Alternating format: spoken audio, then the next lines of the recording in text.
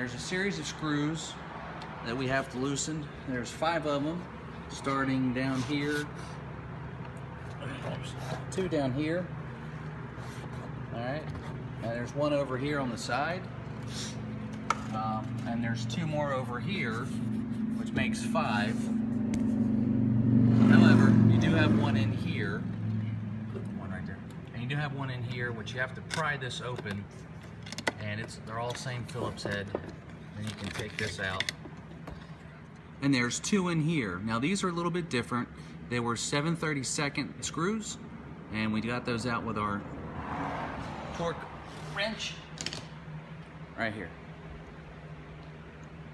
Once we got this loose and everything, we were able to pop this off. You can pop it off before or after, and squeeze the side here, and this comes right off.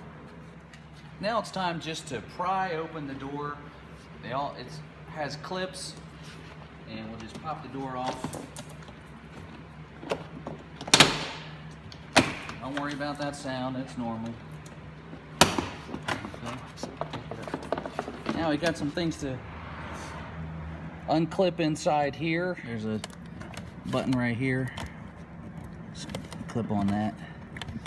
And there's a button on this side to get that one out. And let me find the button on this one. And you just pull this one out. There's no button, no tab. So now we have our door off. That's what she looks like.